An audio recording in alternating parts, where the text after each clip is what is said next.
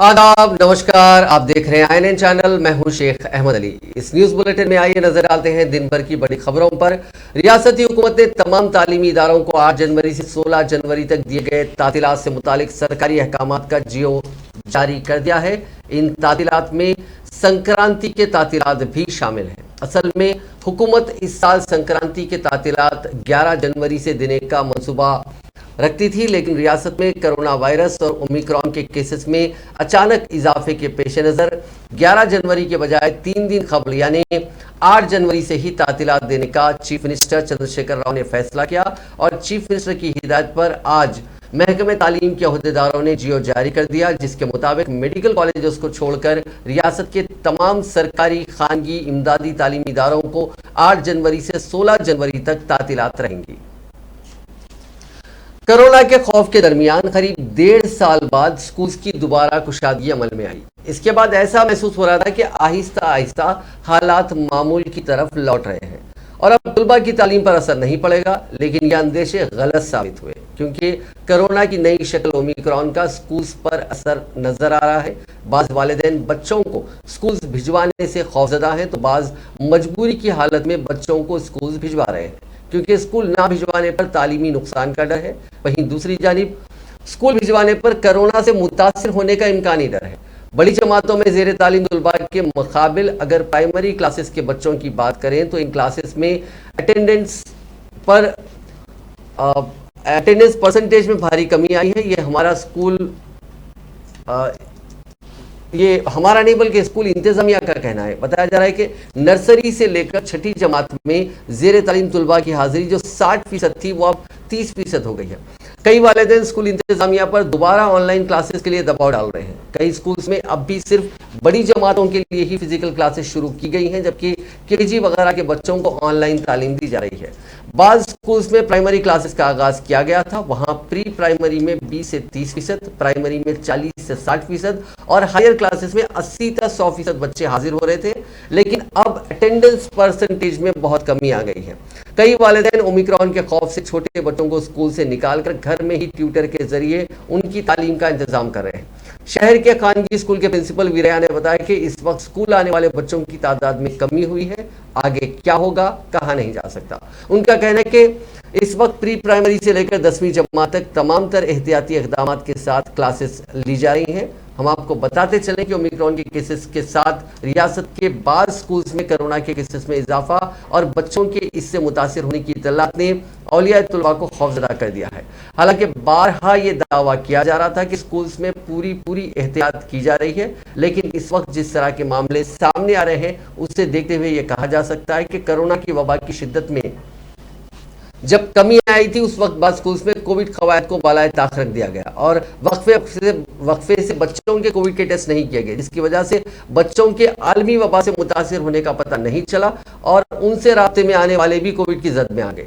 अक्सर ये देखा गया कि जब भी केसेस में इजाफा होता है तो चौकसी इख्तियार की जाती है, क़ब्ल वक्त इंतजाम नहीं किया जाता, जिसकी वजह से आगे चलकर नुकसान होता है।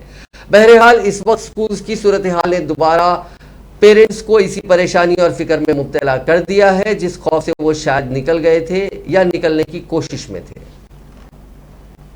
महकमे सेहत के डायरेक्टर डॉक्टर जी श्रीवास्तव ने कहा कि कोरोना की नई शक्ल ओमिक्रॉन का मुकाबला करने हुकूमत पूरी तरह तैयार है। डायरेक्टर महकमे सेहत ने आज हाईकोर्ट में कोरोना की सूरत हाल पर एक रिपोर्ट पेश की, जिसमें उन्होंने अदालत को बताया कि कोरोना वायरस और ओमिक्रॉन के फैलाव के पेश नज़र मरकजी हुकूमत ने जो गाइडलाइंस जारी किए हैं, रियासत में उन गाइडलाइंस पर सख्ती से अमल किया जा रहा है। उन्होंने आज अदालत को बताया कि 1 जनवरी तक रियासत में 2,97,00,000 अफराद के कोरोना के टेस्ट किए गए। अब तक 6,82,215 अफराद कोरोना से मुस्बित पाए गए। रियासत में कोरोना के मुस्बित केसेस की शरह यानी पॉजिटिविटी रेट 2.29% है और मोर्टेलिटी रेट यानी अमवात की शरह 0.5% है। उन्होंने बताया कि RT-PCR टेस्टों की 34 सरकारी दवाखानों में सहूलत फराहम की गई है, जबकि 76 खानगी सेंटर्स में भी RT-PCR टेस्ट किए जा रहे हैं।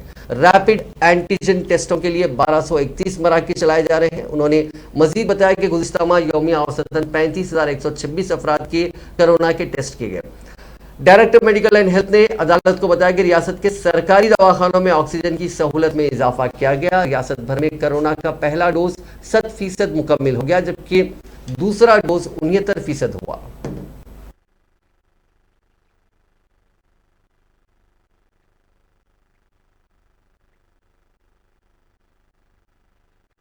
अभी अभी तक अब जो भी वैक्सीनेशन नहीं लिए, 1 डोज और 2 डोज ड्यू है, जो भी वैक्सीनेशन लेने वाले हैं, आप तुरंत पब्लिक हेल्थ फैसिलिटी को जाके, गवर्नमेंट हॉस्पिटल को जाके तुरंत जाके आप वैक्सीन ले सकते। अपने को मास्क पहनना और वैक्सीन लेना, यही दो ही चीज़ है अपना हाथ में, यही अपने को बचा सकते। और आने वाला दिन में भी केसेस हज़ारों में, लाखों में इंक्रीज होने का, रिपोर्ट होने का चांसेस है।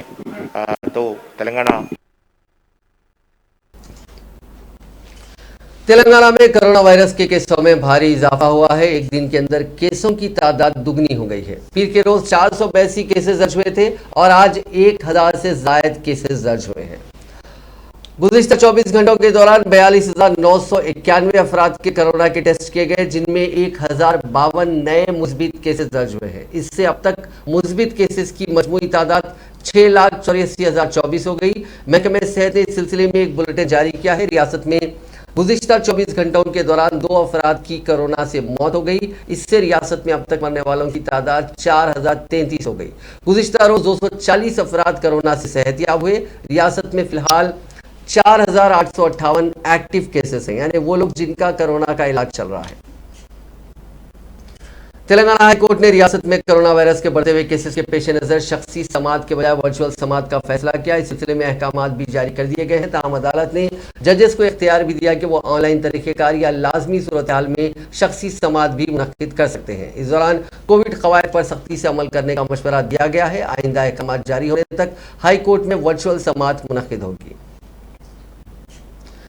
डेक्कन हेरिटेज ट्रस्ट ने शहर हैदराबाद में 5 से 7 जनवरी होने वाले ISS के इजलास के सिलसिले में हैदराबाद को भाग्यनगर लिखे जाने पर शदीद एतराज किया।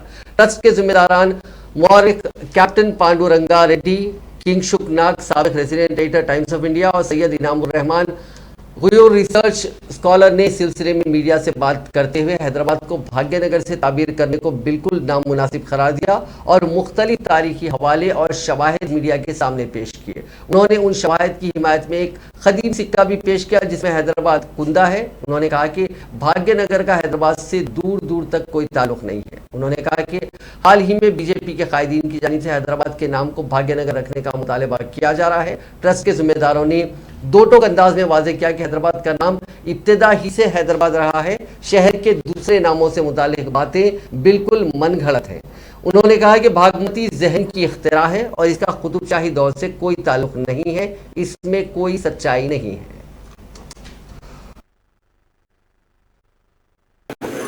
पॉलिटिकल पार्टीज हैदराबाद शहर का नाम भाग्यनगर बनाने के लिए कोशिश कर रहे हैं, एक गलत बात है। हैदराबाद का नाम कभी भी भाग्यनगर कभी नहीं थे। हैदराबाद शहर को कुली कुतुब शाह कायम किया, सबको मालूम है।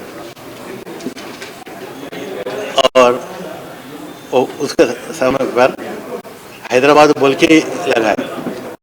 और आप भाग्य को कौन बोला? अभी भागामती, और आप लोग बोल रहे हैं भागामती एक औरत, उसे मोहब्बत करके और हैदराबाद शहर को कायम किया बल्कि बोलते थोड़ा गलत है। अभी मिडल हिस्ट्री भी, ऑथेंटिक हिस्ट्री, अरुण खान शेरवानी साहब ऐसा लिखा है, वो औरत कभी नहीं थी। और लव अफेयर बड़ा गलत है। क्या बोले तो वो किताब में ये भी लिखा है, जब पावर को आए तो उस वक्त उसका उम्र सिर्फ 12 साल थी। उसके 2 साल पहले हैदराबाद जब पुराना पुल खत्म हुआ, पुराना पुल बनाने के लिए 18 महीने हुए। दैट मीन्स जब उसका मोहब्बत जब शुरू बोलते उसका उम्र 8.5 कुली कुतुब साहब का 8.5 साल उम्र है। तो वो बच्चे का उम्र क्या होंगे? 5 साल 6 साल। 5 साल 6 साल में मोहब्बत कैसा होता था? बोलने का भी थोड़ा तो एविडेंस अभी देखिए। अब नाम वहाँ पे कहते हैं कर्णावती था, पर वहाँ पे तो चेंज नहीं हुआ डिमांड। हालांकि जो सरकार है वहाँ पे, जो बीजेपी की, वही कर रहे थे, पर उन्होंने नाम चेंज नहीं किया। वो कर्णावती तो नाम नहीं, अहमदाबाद का नाम अहमदाबादी है। तो आप हैदराबाद का नाम क्यों बदलना चाह रहे हैं? हैदराबाद का नाम इसलिए आप बदलना चाह रहे हैं कि आपको लग रहा है कि पॉलिटिक्स कुछ मोटिव सॉल्व होगा, उनको पॉलिटिकल फायदा होगा। अहमदाबाद में तो नाम चेंज नहीं किया क्योंकि वहाँ पे कोई फायदा होने नहीं था, क्योंकि वो तो ऑलरेडी पावर में है, तो वहाँ चेंज नहीं किया। तो यहाँ पे उसलिए आप चेंज करना चाह रहे हैं, पर क्यों? क्या शहर के लोगों ने बोला है कि चेंज करो? नहीं, शहर के लोगों ने कुछ नहीं बोला, शहर के लोग खुश हैं जो नाम है हैदराबाद से, तो आप क्यों बदलना चाह रहे हैं? कोई रीजन तो बताइए। जब रीजन ही नहीं है तो क्या आपने और दूसरी खड़ी कर दी है फॉल्स हिस्ट्री कि शहर का नाम और कुछ था, भाग्यवती था या भागनगर था क्या? नहीं था। ऐसे है कि जो फ्रेंच ट्रैवलर्स वगैरह आए थे उन्होंने बोला था इसका नाम भागनगर है, क्योंकि भाग्य नहीं, वो डिस्टॉर्ट हो गया, भागनगर से भाग्यनगर हो गया, क्योंकि शहर में बहुत सारे बाग थे उन टाइम में आए थे, जैसे बाग निंगमपल्ली ये सब। तो कंटेम्पररी कोई रीजन नहीं है कि एक शहर का नाम टोटली बदल दे, कोई रीजन ही नहीं है, कोई डिमांड ही नहीं है, क्यों बदलेगा? क्या किसको फायदा होने वाला है? खाली पॉलिटिकल पार्टी को शायद हो, मुझे मालूम नहीं, पर आपको, मेरे को, कॉमन लोगों को तो नहीं होगा। तो यही बात है। देखिए, ये कंट्री, ये शहर, ये प्रदेश कितने सारे प्रॉब्लम्स के साथ आज गुजर रहा है, जिसमें देखिए अभी इतना कोरोना फैला हुआ है और एम्प्लॉयमेंट का प्रॉब्लम है, लोगों की कितनी नौकरियां चली गई हैं, उनके बारे में सोचिए ना। तो ये कंटेम्पररी प्रॉब्लम्स है। पेट्रोल का प्राइस कितना है, लोगों को खाना मिल रहा है कि नहीं, ये सब छोड़ के आप क्यों हैदराबाद शहर का नाम बदले? इससे फायदा किसको होगा? सदर नशीन तेलंगाना वक्फ बोर्ड मोहम्मद सलीम ने दो टोक अंदाज में वाजे किया कि लड़कियों की शादी की हद उम्र 18 बरस से बढ़ाकर 21 बरस किए जाने के फिलहाल कोई आसार नहीं है, क्योंकि ये बिल हुनूज राज्यसभा में मंजूर नहीं हुआ। इस ताल्लुक से अवाम में तशवीश की ज़रूरत नहीं है। वक्फ बोर्ड के दफ्तर में तेलंगाना के काजी साहिबान का इजलास मुनक्किद हुआ। बाद इस इजलास की तफसीलात से मीडिया को वाकिफ करवाते हुए उन्होंने कहा कि अवाम को इस बिल के ताल्लुक से खौफजदा या परेशान होने की कोई ज़रूरत नहीं है। उन्होंने कहा कि इस बिल की वापसी की तवक्को है, ये कहते हुए कि इस बिल को कानून बनने से पार्लियामेंट में रोकने के लिए तेलंगाना के वज़ीर आला चंद्रशेखर राव की जानिब से कोशिशें की जाएंगी। उन्होंने कहा कि अंजुमन ख़ज़ात की जानिब से सदर जमहूरिया रामनाथ कोविंद, वज़ीर आज़म नरेंद्र मोदी और मरकजी वज़ीर मुख्तार अब्बास नकवी को मेमोरेंडम दिया जाएगा। साथ ही दीगर रियासतों की हुकूमतों से भी ख्वाहिश की जाएगी कि इस बिल को मंजूर होने से रोकने के लिए कोशिशें की जाएं। तेलंगाना स्टेट के काजी साहिबान बोलने पे आए और मुशावरती इजलास हुआ। इजलास में बहुत अहम बातें हुई और सेंट्रल गवर्नमेंट के बारे में भी बात हुई और हम केसीआर साहब से भी इसकी नुमाइंदगी करेंगे, क्योंकि केसीआर साहब चाहे तो जो है सेंटर में भी रुका सकते, क्योंकि पार्लियामेंट में बिल रुकाने का काम केसीआर साहब भी कर सकते हैं। और दूसरी बात यह है कि अल्लाह चाहे तो जो है ये बिल पास नहीं होगा। और अभी आवाम से भी मेरी गुजारिश है कि आप लोग कोई हैबत में आने की ज़रूरत नहीं है, कोई खौफ में रहने की ज़रूरत नहीं है।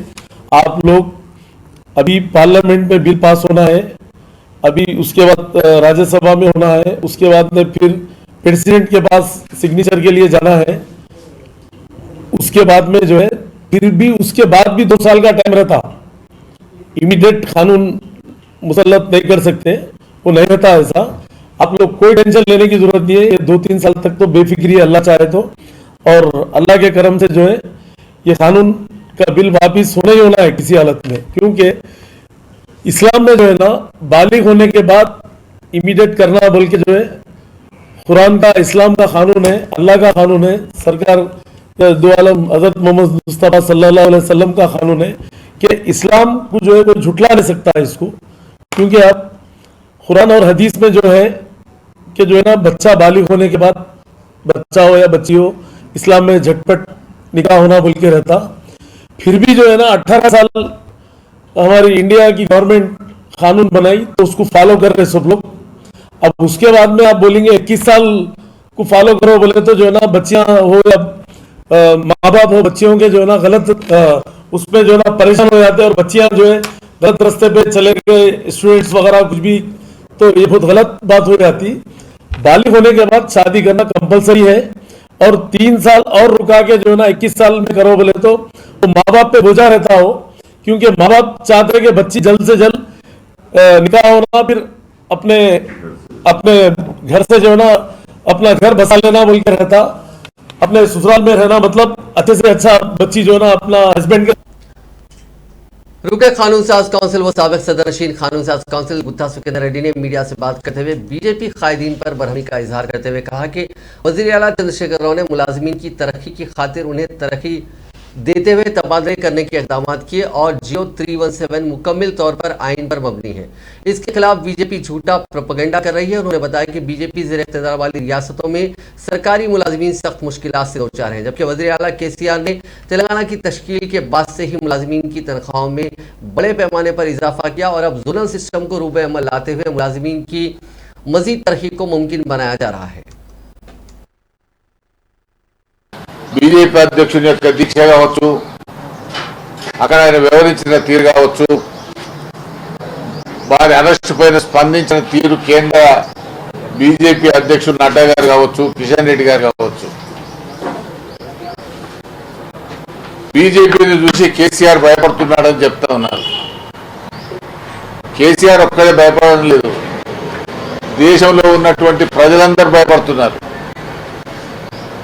బీజేపీ అధికారంలోకి వచ్చిన 7 సంవత్సరాల కాలంలో ప్రభుత్వ రంగ సంస్థలన్నీ ప్రైవేట్ పరం చేస్తూ ఉన్నారు, పోర్టులన్నీ ప్రైవేట్ పరం చేస్తూ ఉన్నారు, ఎయిర్పోర్ట్లన్నీ ప్రైవేట్ పరం చేస్తూ ఉన్నారు. ప్రధానమంత్రి గారు ప్రత్యేకంగా దేశంలో ఉన్నటువంటి మతాలను ప్రజలను విభజించేటువంటి పరిస్థితుల్లో వారు పర్యటన సాగుతూ ఉన్నాయి. వాళ్ళు కేవలం హిందువులను ఏకతాటిపైకి తెచ్చి అటు ముస్లింలను, అటు క్రిస్టియన్లను, సిక్కులను, ఇతర జాతులన్నింటినీ కూడా వేరు చేయాలనేటువంటి ఒక దుర్మార్గమైనటువంటి ఆలోచన జరుగుతూ ఉంది.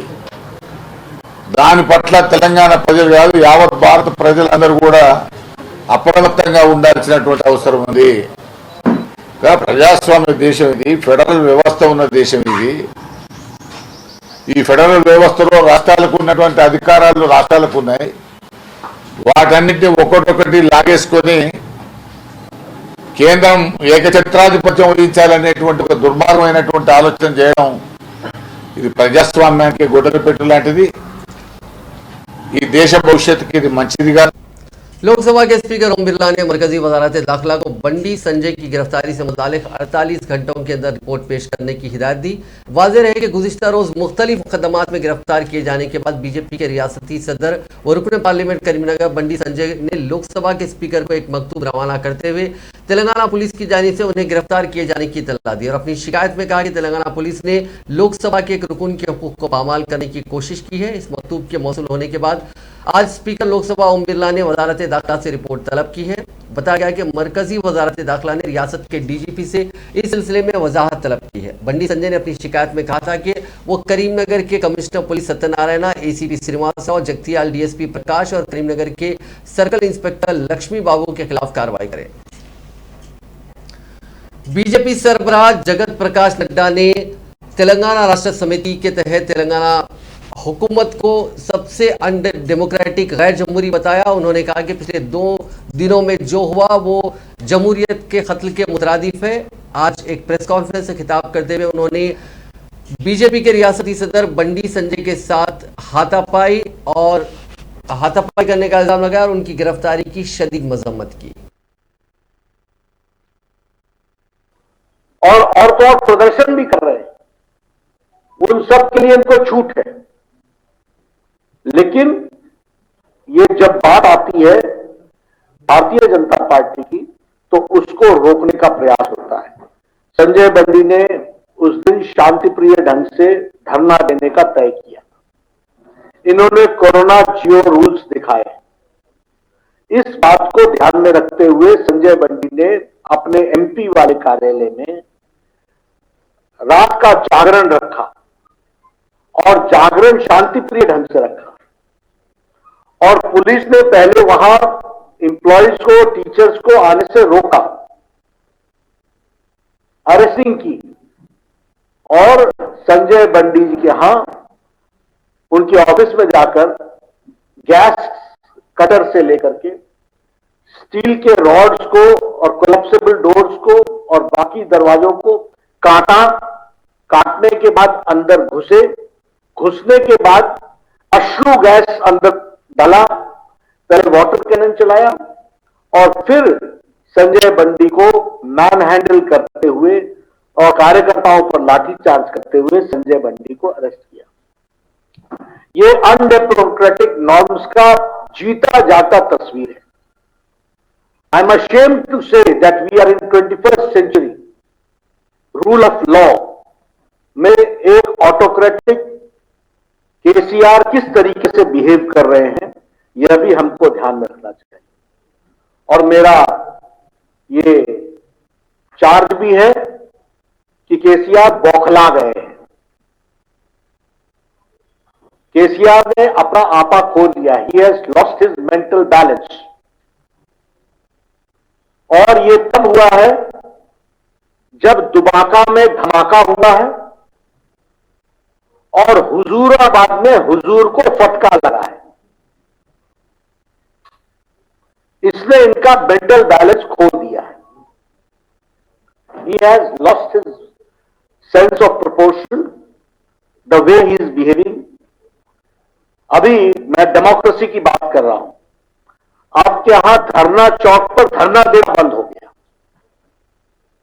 by government orders, and High Court had to intervene. And first to take the opportunity was KCR himself as Chief Minister sitting on dharma. क्या ये कैसा प्रदेश है? किस टाइप के नॉर्म्स को लेकर के लोग काम कर रहे हैं? तो यह प्रश्न इसको जनता तक पहुंचाना हमारी जिम्मेवारी है। उसको हम बिल्कुल पहुंचाएंगे, उसको हम करेंगे। ये हाई हेडेडनेस और ये हाई हैंडेड जो एटीट्यूड है, इसको हम इसके खिलाफ हम लड़ाई लड़ेंगे, ये हम कहना चाहते हैं। मरकजी वजीर सेहत जी किशन रेड्डी ने आज करीमनगर के जेल में बीजेपी के रियासती सदर बंडी संजय से मुलाकात की, जिन्हें गुज़िश्ता रोज करीमनगर की एक अदालत ने मुख्तलिफ मुकदमात में 14 दिन के लिए अदालती तहवील में दे दिया था। बंडी संजय से मुलाकात करने हैदराबाद से मरकजी वजीर जी किशन रेड्डी करीमनगर पहुंचे, जहां उन्होंने बीजेपी के रुकन असेंबली ईटला राजेंद्र और साबिक रुकन पार्लियामेंट जी विवेक के साथ मिलकर जेल में बंडी संजय से मुलाकात की। मरकजी वजीर के साथ सिर्फ 2 कायदीन को ही बंडी संजय से मुलाकात की इजाजत दी गई थी। जेल के सामने सैकड़ों की तादाद में बीजेपी कायदीन और कारकुन जमा थे। तकरीबन 20 मिनट की इस मुलाकात के बाद मरकजी वजीर जेल से राज तौर पर बंडी संजय के दफ्तर रवाना हुए, जहां गुज़िश्ता रोज बंडी संजय ने मुलाजमीन और टीचर्स के तबादलों के सिलसिले में जारी करदा जियो 317 को मंसूख करने का मुतालबा करते हुए एहतजाजी प्रोग्राम जागरण दीक्षा मुनक़िद किया था, जिस पर उन्हें पुलिस ने डिजास्टर मैनेजमेंट एक्ट के तहत गिरफ्तार कर लिया था।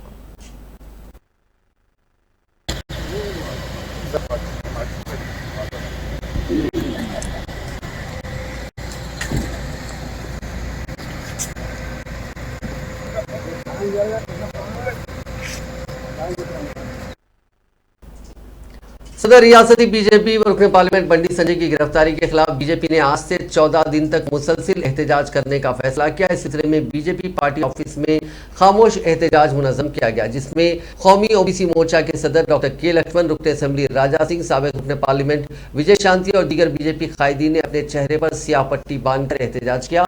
डॉक्टर लक्ष्मण ने खिताब करते हुए बताया कि जियो 317 मुलाजिमीन के खिलाफ है और इसके खिलाफ बंडी संजय ने एहतजाज मुनक़िद करने की कोशिश की और पुलिस ने गैर कानूनी तौर पर उन्हें गिरफ्तार कर लिया। टीपीसीसी के सदर ए रेवंत रेड्डी ने बीजेपी और टीआरएस दोनों पर ड्रामेबाजी का इल्जाम लगाते हुए कहा कि अवामी मसाइल से तवज्जो हटाने के लिए दोनों बरसर इख्तिदार पार्टियां ड्रामेबाजी कर रही हैं। उन्होंने कहा कि बीजेपी और टीआरएस हुकूमत को चाहिए कि वो आवाम के मसाइल पर जवाब दे, ना कि इस तरह के हरकत करते हुए आवाम की तवज्जो हटाएं। तेलंगाना कांग्रेस पार्टी के हेडक्वार्टर्स गांधी भवन में चाशुंबी के रोज प्रदेश कांग्रेस सियासी उमूर कमेटी का अहम इजलास मुनक़िद किया जाएगा। ये इजलास कई दिनों के बाद मुनक़िद किया जा रहा है, जिसमें पार्टी की रुकनियत साजी और दीगर उमूर पर तबादला ख्याल किया जाएगा।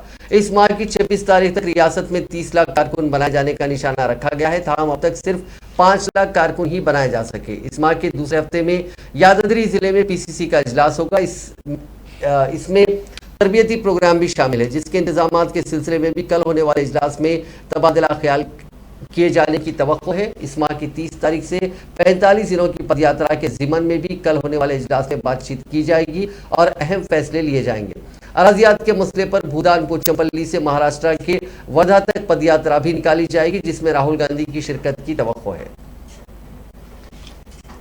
कांग्रेस रुकने असेंबली टी जगारेड्डी ने हुकूमत से मुतालबा किया कि मियापुर ता संगारेड्डी बराहे लिंगमपल्ली पटंचेरू मेट्रो रेल का आगाज किया जाए, चूंकि संगारेड्डी शहर हैदराबाद का तरक्याती हिस्सा बन चुका है। 38 किलोमीटर के इस रास्ते पर आवाम की सहूलत के लिए मेट्रो रेल जरूरी है। इसके अलावा 40,000 संगारेड्डी के करीब आवाम के लिए इम्कान की फराहमी के लिए 150 करोड़ रुपए और 1000 एकड़ अराजी की फराहमी का भी मुतालबा किया।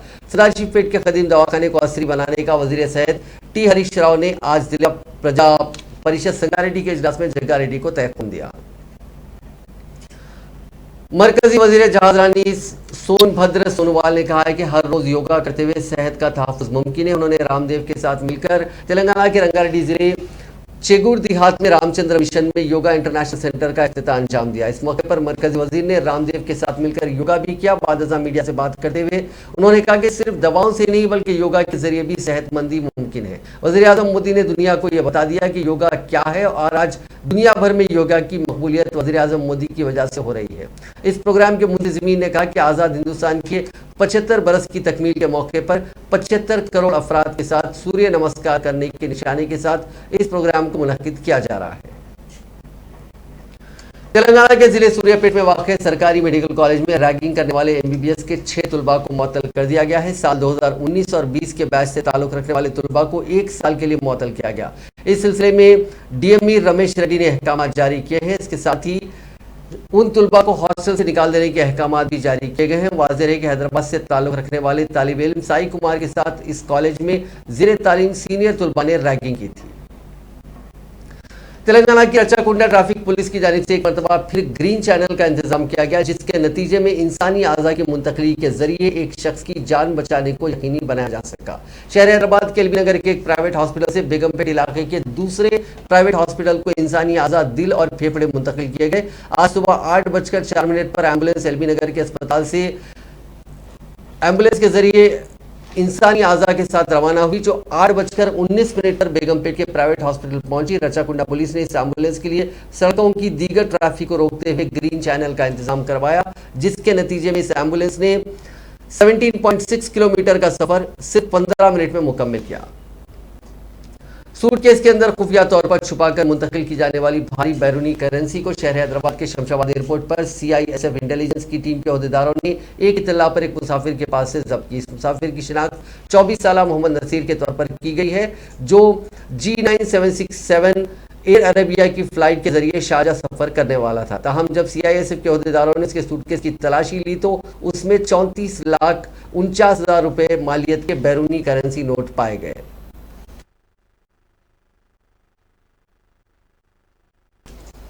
रियासत तेलंगाना के जिले सिद्दीपेट में वाक़ एक मेडिकल कॉलेज की लिफ्ट टूट गई। फौरी इतला के मुताबिक मुल्क मंडल के लक्ष्मी कक्कापल्ली के RMO मेडिकल कॉलेज में लिफ्ट के तार टूट गए, जिसकी वजह से लिफ्ट बुलंदी से गिर पड़ी। पता चला है कि हादसे में 3 तुलबा शदीद तौर पर जख्मी हुए हैं, जबकि 17 को मामूली चोटें आई हैं। मजीद तफसीलात का इंतजार है।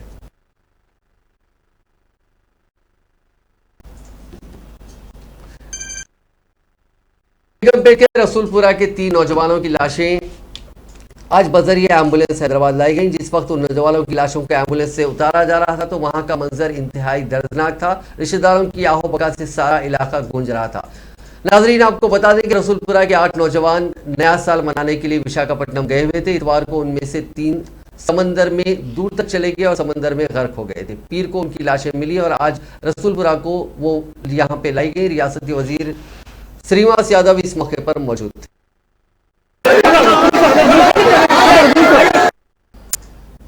नाजरीन, इस न्यूज बुलेटिन में बस इतना ही। देखते रहिए INN चैनल।